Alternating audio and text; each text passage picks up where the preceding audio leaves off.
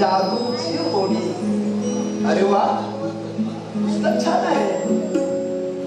बरं पुन्हा मला सांग, काय करते ही जादूची होडी? आवडलं नाही?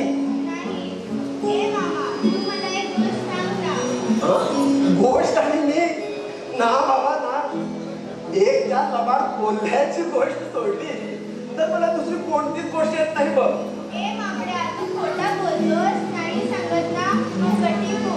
अरे रे रे रे रे, आमची लाडकी बबडी शेवडी ये बर बर. आता कोणती गोष्ट सांगू तुला? हा, एक होता राजा आणि एक होती राणी.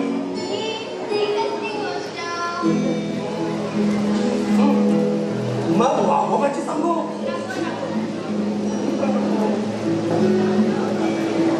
मग कोणती सांगू? बापरे,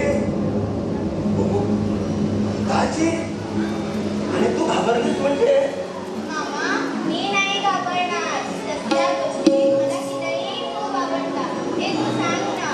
खरं ना, घाबरणार नाही ना? ठीक आहे तर आज मी तुला एक खरोखरीची गोष्ट सांगणार आहे. भूताची, एका भयंकर भूताची. या घरात या वाड्यात प्रत्यक्ष घडलेली. पुन्हा ही गोष्ट आहे तुझ्या जन्मापूर्वीची. या गोष्टी तुझी मम्मी, तुझे पप्पा आणि 3 मामा. आता सुरुवात करतोय, ऐक हा. पण तू घाबरणार तर नाहीस ना? ऐक हा,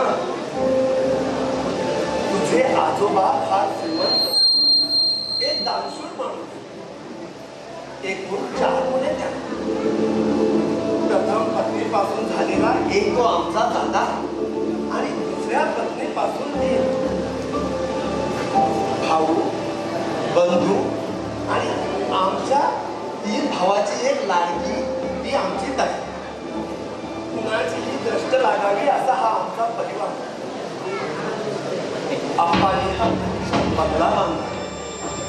आम्ही इथे राहिला.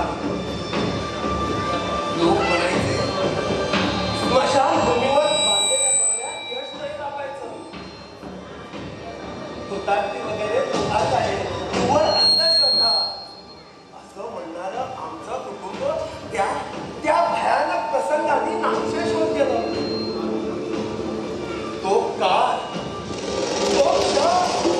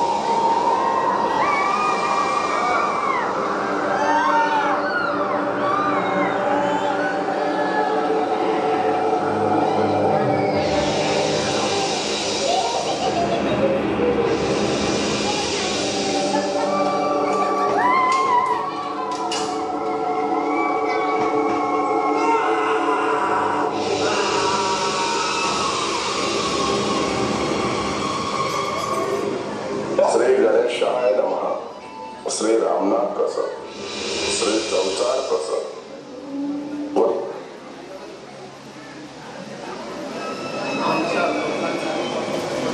अप्पाचा लोकांच्या बोलण्यावर विश्वास बसू लागला आणि ते घाबरू लागले. त्या रात्री काय झालं कुणास ठाऊक. अप्पाची अस्पष्ट किंकाळी ऐकू आली. ते देवीचं म्हणून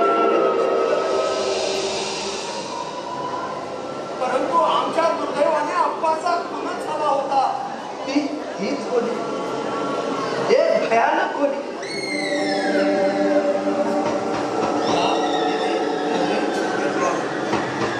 आमच्या अप्पाचा मृतदेह देखील याच खोलीत सापडला. पराकाष्ठा केली पण कधी सापडला नाही. अप्पाच्या खुनानंतर इथे अशा अनेक घटना घडत गेल्या त्याने मी सुंदर झालो. शोध घेऊ लागलो आणि एके दिवशी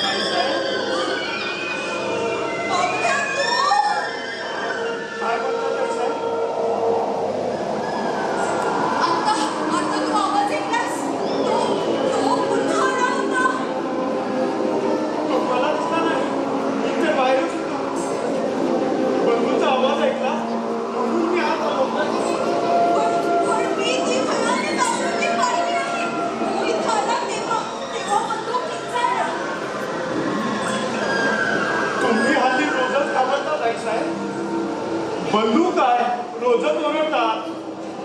थांबा बघतो मी.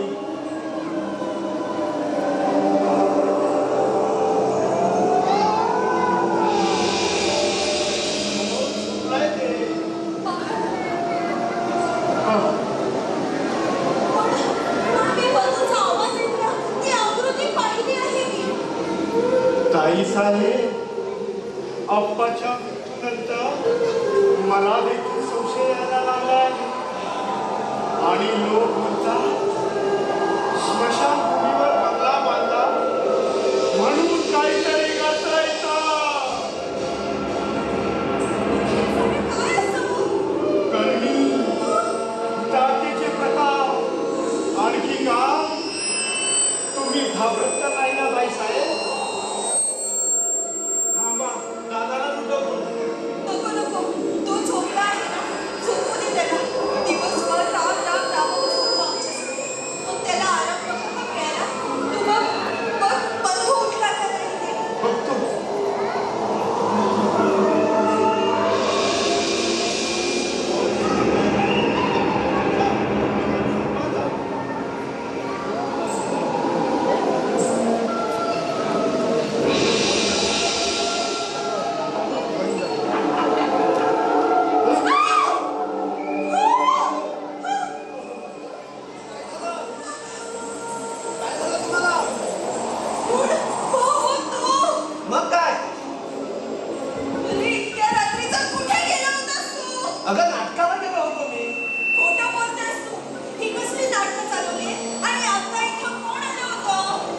हे काय मला माहित नाही. तुला नक्कीच माहित असणार. ताई, अगं विनाकारण माझं पुस्तक टाकू नकोस. इथं आल्यापासून पाहतोय प्रत्येक गोष्टीत तू माझ्यावरच संशय घेतेस. असं का? कारण तुझं वागणंच तसं आहे. मी इथं आल्यापासून पाहते तू रोज रात्री बेरात्री घरी येतोस. ही काही सभ्यपणाची लक्षणं नाही. अगं तुला जे काही म्हणायचं आहे ना ते म्हण. मला झोपायचं आहे. झोपतो मी. अरे काय करावं याच्या स्वभावाला? असं का?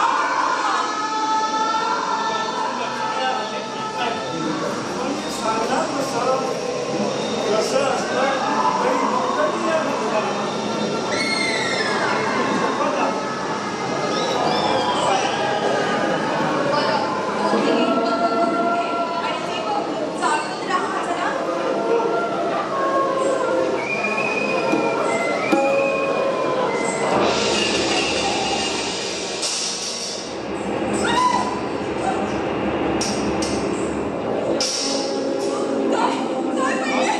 काय काय पाहिजे? मी बघतो.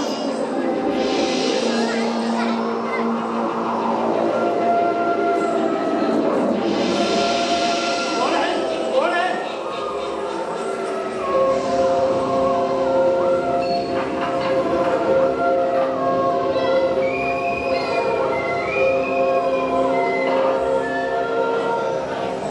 हजर होती. उड्या मारत होती. उड्या मारतेस काय? तुम्ही उगाच घाबरतात काही साहेब. आता तुम्ही जा निवांत झोपा जा. मी बसतो बाहेर. जा. उड्या मारते का? तुला दाखवतो आता.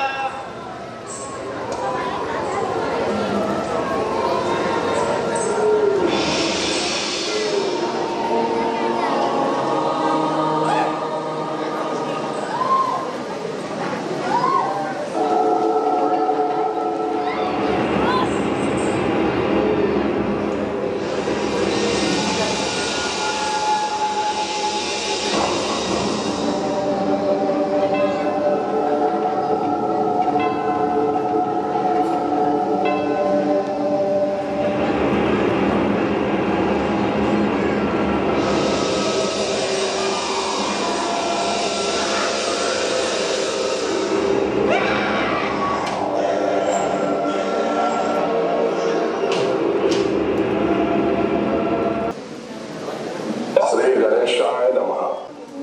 वर्ष पद्धतीप्रमाणे यंदाही गुढीपाडव्याच्या निमित्ताने श्री चौचार बालनाट्य मंडळ गोटणीबाग गाभितवाडा सहर्ष सादर करीत आहोत.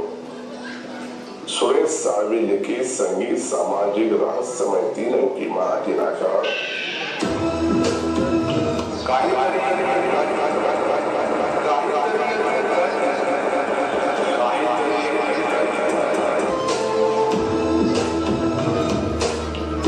या नाटकात भाग घेणारे कलाकार निलेश देवीदास मेहता, विनायक रघुनाथ कोमटेकर, महेंद्र शंकर कोमटेकर, धनराज गणपती रेडकर, अभय आपा कोचरेकर, राजू गणपती सादिये, रुपेश पांडुरंग धुरी, जितेंद्र गोविंद सारंग, राजा श्रीकांत मेहता, रघुनंदन आपा कुमटेकर, सौ मिलन तोरसकर गोवा नवकलाकार, कुमारी साईशा सुभाष कुमटेकर, दिग्दर्शक अभय गणपती रेडकर, सह दिग्दर्शक अर्जुन उत्तम खराडे, संगीत प्रदीप महाले, तबला मदन वाडेकर, पार्श्वसंगीत साई पेडणेकर गोवा,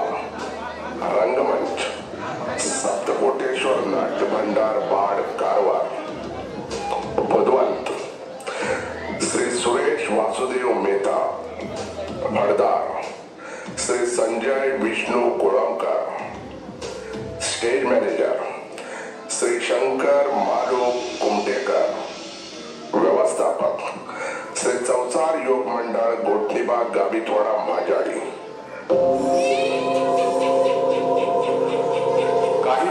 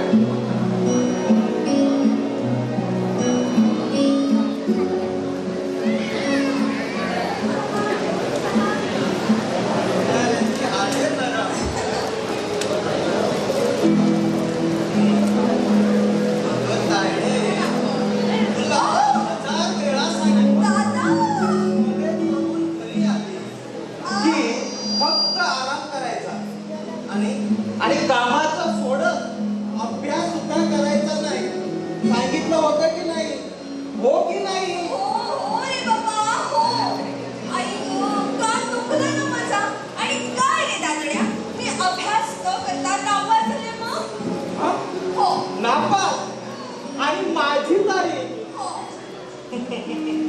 अशक्य. अगं प्रत्येक वर्गात प्रथम क्रमांक पटकावणारी आमची ताई नापास होणं शक्य नाही.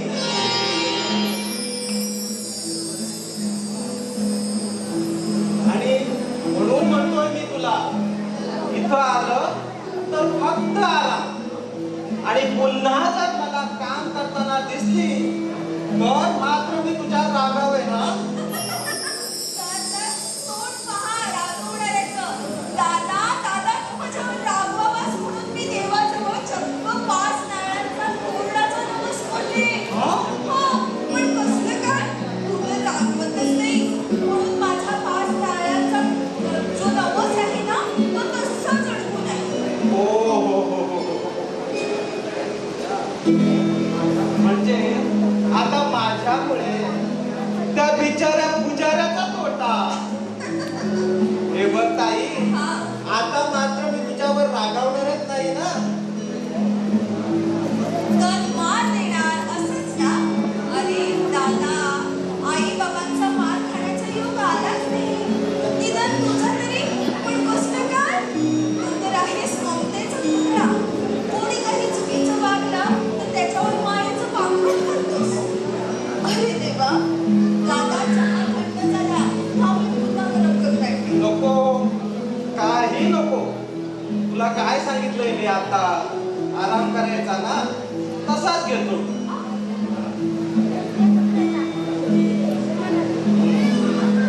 सगळ्यात चहा चांगलाच दिसतोय.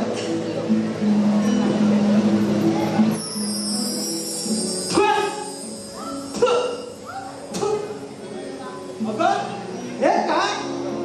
हा चहा आणलास की गोमूत्र? का चहा चांगला झाला नाही? चांगला? हा असा चहा पिण्यापेक्षा कपभर गोमूत्र पिलेला बरं. आणि तुला चहा करता येत नव्हता तर नुसत्या उठाठेवी का केल्यास तू? नसेल झाला चांगला चहा. आणि उद्या जर तू सासरी गेली आणि असा चहा तुझ्या नवऱ्याला दिला तर तो दुसऱ्याच दिवशी तुला मायेची वाट दाखवेल. नसेल झाला चांगला चहा. माझी चूक झाली, पुन्हा असं नाही होणार. हं, फक्त चुकला म्हटलं की झालं. हं? त्या चहात साखर, दूध, वाया सगळं वाया गेलं. असं कितीचं नुकसान झालं रे तुझं? खूप झाला. पैशाची किंमत तुला काय कळणार? तुला कुठं मिळवायचा तो? तू वावरतेस या अखंड पैशाच्या छायेत. अप्पानी हा एवढा मोठा डोलारा उभा केलाय, तो असा अनाठाई खर्च करून नव्हे. पण मी म्हणते पोटभर साखरेनं तुझं. चूप! व तोंड वर करून बोलते. ती एवढीशी मधमाशी बघ. अगं फुलातील कण कण मध गोळा करून एवढं मोठं पोळं बनवते. आणि तू तर माणूस. यातल्या साखरेची किंमत तुला कळू नये. नको कळू दे मला. हा, आता कुठं चालली? इकडं बसून कोण देणार? घेऊन जा. आ, चहा कुठे? काय गं दीदी? पण आताच तर तू म्हणालास. गोमूत्रासारखं झालं असं म्हणालो ना. अगं त्याच्या वेडे तायडे, मी थोडीशी थट्टा केली तुझी. तुला ठाऊक आहे ना गोमूत्राचं महात्म्य किती पवित्र आहे? अगं फक्त शिंपडलं ना तरी वास्तुत्वच नाही, अख्खं वातावरण शुद्ध होऊन जातं. म्हणजे दादा, खरंच रागवला होतास माझ्यावर? हो ना, मला रागावता येतं की नाही ते बघत होतो. पण दादड्या, मी मात्र खूप घाबरले हा. मला वाटलं आता चणचणीत कानाखाली देणार तू माझ्या आई. छे, ताई, काय ग? अगं हे माझ्या ताईच्या अंगावर पडण्यापुरती झटतील बघ. दादा, दादा असं बोलू नकोस रे.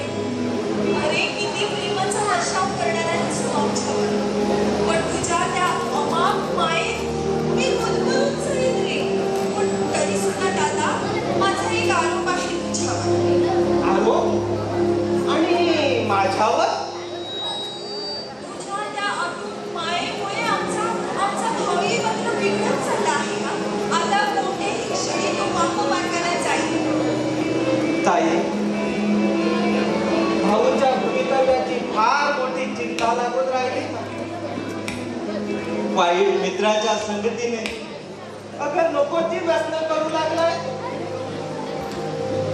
हे बघ दादा, तो जर ताळ्यावर यावा असं तुला वाटत असेल ना, तर त्याचा पॉकेट मनी बंद कर.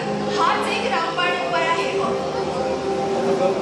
असं केलं की माझ्या बाबत गैरसमज करून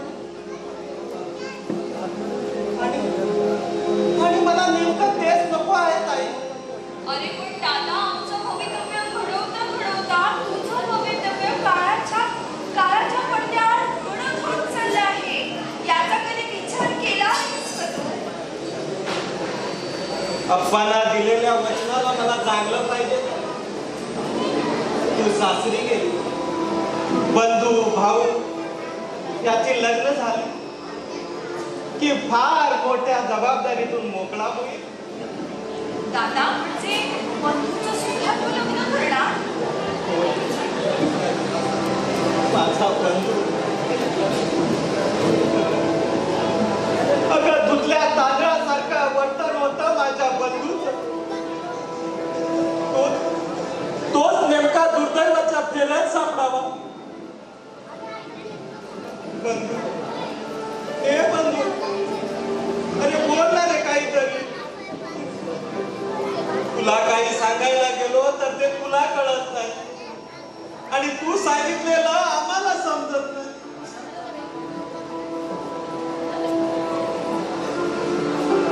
ताई,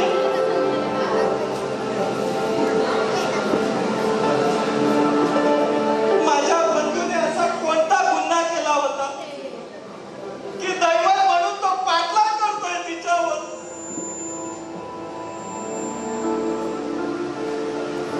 आता मी ठरवलंय नाही,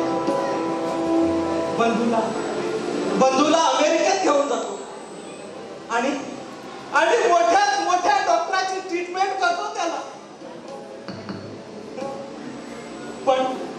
पण तोपर्यंत भाऊ कंपनीचा कारभार राहील असं मला तर वाटत नाही. त्याला फक्त प्रेम करायला सांग. आज एकीवर, उद्या दुसरीवर आणि परवा तिसरीवर.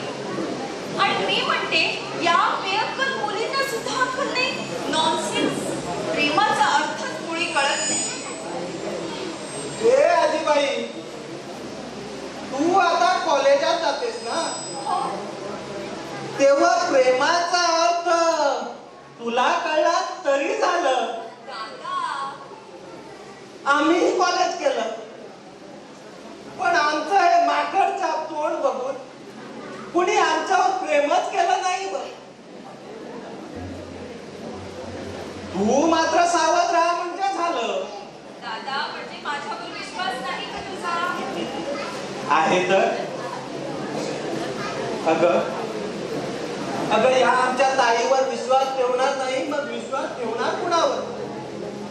ताई, तुला एक सांगू, हो, तुझ्या जीवनात उमद्या व्यक्तिमत्वाचा असा तरुण आला आणि तो गरीब असला तरी काही हरकत नाही. ताई, कोणताही माणूस मुळात वाईट नसतो ग. वाईट असतो तो त्याला सुटलेला मोह, वाईट मित्राची संगत. आपल्या भाऊचंही तसंच झालं ना. मला वाटतंय माझी मायात अपुरी ठरली त्याला. ताई, तुमचा मी सावत्र भाऊ ना, तरी आपण एकाच आईची लेकरं आहोत हेच समजत आलोय. ताई, तू माझा जीव आहे. तुझ्या सुखासाठी मी माझ्या प्राणाचंही दान करीन. ताई, हे बघ ताई, तुला एक महत्वाचा उपदेश देऊन तुझ्या दैववंशात तू अनुपम असं सुख भोगत असताना दुर्दैवाने जर विपत्ती भोगण्याचा प्रयत्न केला तर तुझ्या पतीला मात्र दूषण देऊ नकोस. पतीचा मान भंग करणे, स्वतःच्या तृप्तीसाठी त्याचा त्याग करणे हे अतिशय वाईट, फार वाईट. आणि ज्या दुष्ट चंचल असतात मुळात या हिंदू संस्कृतीला बट्टा लावण्याचं काम करते.